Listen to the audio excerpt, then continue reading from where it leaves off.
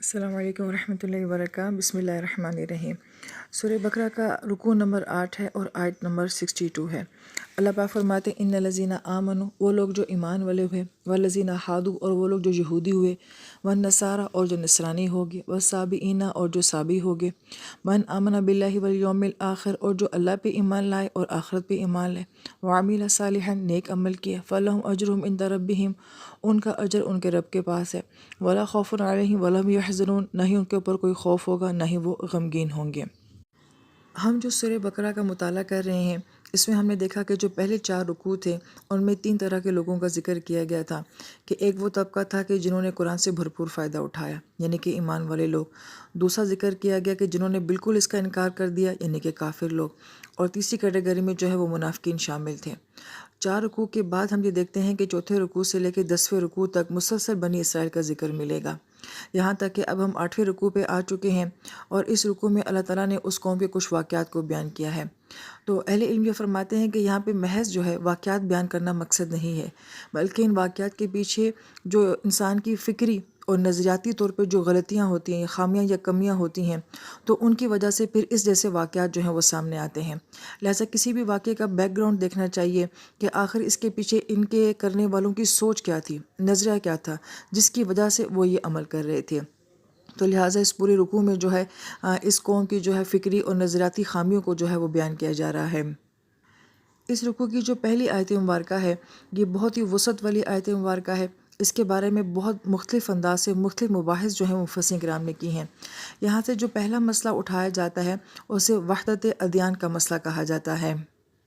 کیونکہ اگر ہم اس پوری آیت مبارکہ پہ غور کرتے ہیں تو یہاں پہ صرف ایمان لانے کی بات کی گئی ہے اللہ تعالیٰ کی ذات کے اوپر اور آخرت کے اوپر، اور عمل کرنے کی بات کی گئی ہے۔ اس پوری آیت مبارکہ میں نبی علیہ السلام کا کوئی تذکرہ نہیں ہے، ان کے ایمان کا کوئی تذکرہ نہیں ہے۔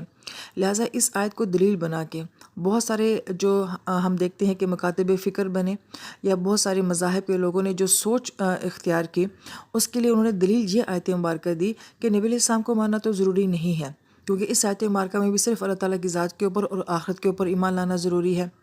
جبکہ ہم یہ دیکھتے ہیں کہ ہمارا دین اس وقت تک مکمل نہیں ہوتا کہ جب تک ہم اللہ تعالیٰ پہ ایمان لانے کے ساتھ ساتھ نبی علیہ السلام کے اوپر ایمان لے کر نہیں آتے، بلکہ اگر یوں کہا جائے کہ یہ فرق تو ظاہری تب ہوتا ہے کہ جب نبیوں پہ ایمان لانے کی بات ہوتی ہے، ورنہ تو ہم یہ کہتے ہیں کہ وہ موسیٰ علیہ السلام کی امت ہے اور ان کے پاس موسوی شریعت ہے، وہ عیسیٰ علیہ السلام کی امت ہے، وہ ان کے پاس عیسوی شریعت ہے، اور ہمارے پاس نبی علیہ السلام ہے تو ہمارے پاس محمدی صلی اللہ علیہ وآلہ وسلم کی شریعت ہے۔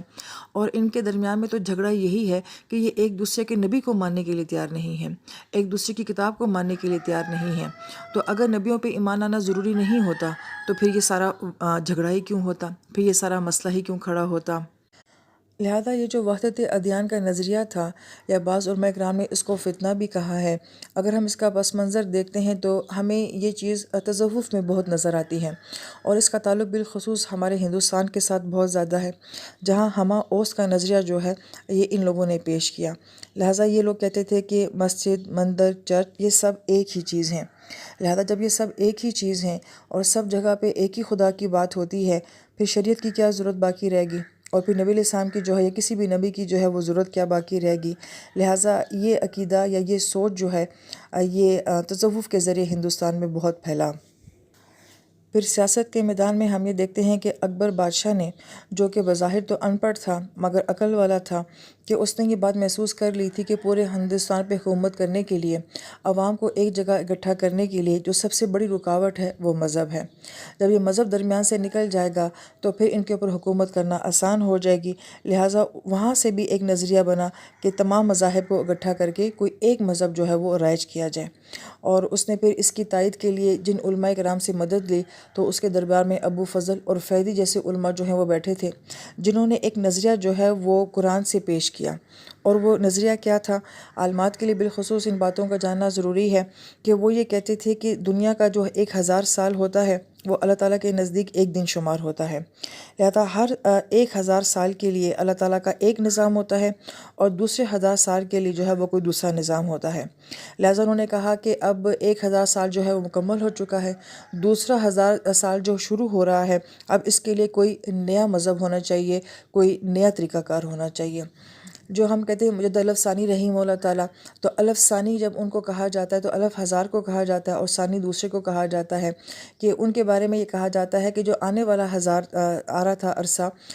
اس کے لیے جو مجدد تھے وہ الف ثانی رحیم اللہ تعالیٰ تھے۔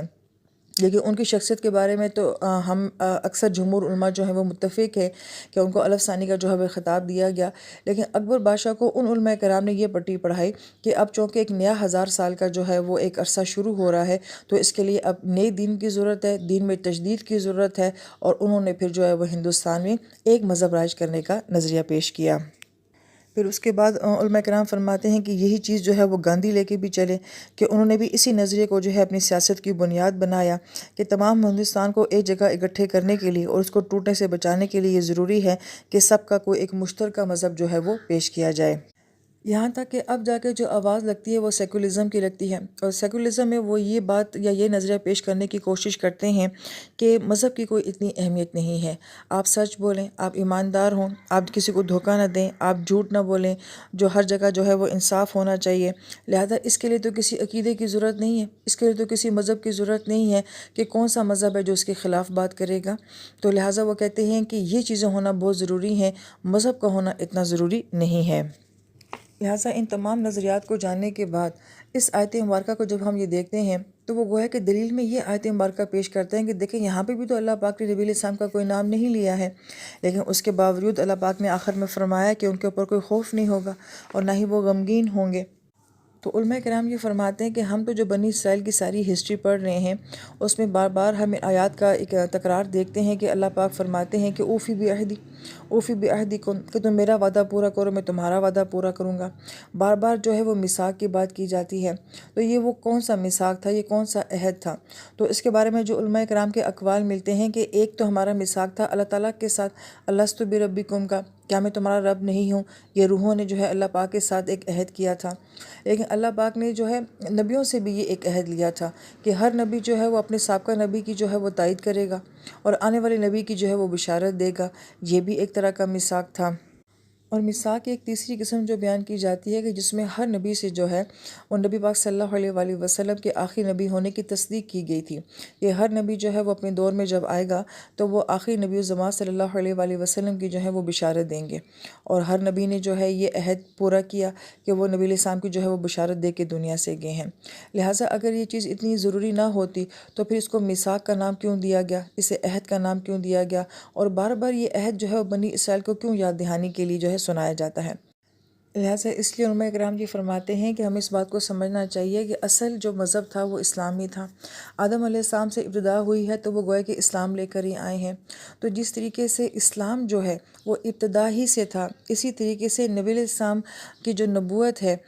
یا نبیوں کا جو ماننا ہے یہ بھی ابتدا ہی سے تھا۔ جب اللہ پاک نے الست بربکم کا عہد لیا ہے تو ساتھ اللہ پاک نے انبیاء سے جو ہے وہ نبی علیہ السلام کا عہد بھی لیا ہے، تو اس کا مطلب ہے کہ اسلام بھی ابتدا سے ہے اور نبی کو ماننا بھی جو ہے یہ ابتدا ہی سے ہے۔ اور جو انسان بھی قرآن کا مطالعہ گہرائی کے ساتھ کرتا ہے اس کو یہ بات سمجھ آ جاتی ہے کہ اللہ تعالیٰ کا تصور تو ہر مذہب میں کسی نہ کسی طریقے سے موجود رہا ہے۔ یہ اور بات ہے کہ وہ ایک بگ گاڈ اور ایک اسمال گاڈ کا تصور دیتے ہیں کہ ایک بڑا دیوتا ہوتا ہے، ایک چھوٹے دیوتا ہوتے ہیں، اس کے سپورٹرز ہوتے ہیں، لیکن ایک بڑے خدا کا یا مہا دیوتا کا یا بگ گاڈ کا تصور جو ہے وہ تو ہر مذہب کے اندر کسی نہ کسی طریقے سے جو ہے وہ موجود رہا ہے۔ اور جو اہل کتاب ہوتے ہیں یعنی کہ جو نبیوں کو ماننے والی امتیں ہوتی ہیں وہ تو خدا کے تصور سے اچھے طریقے سے واقف ہوتے ہیں۔ جھگڑا سارا جو آتا ہے وہ تو نبوت کے ماننے پر ہی آتا ہے کہ کسی دوسرے نبی کو نہیں ماننا اور کسی دوسری کتاب کو نہیں ماننا۔ اگر ہر امت جو ہے وہ اپنے نبی کے ساتھ آنے والے نبی کو بھی مان لے، اپنی کتاب کے ساتھ آنے والی کتاب کو بھی مان لے، تو پھر تو سارا جھگڑا ہی ختم ہو جائے گا۔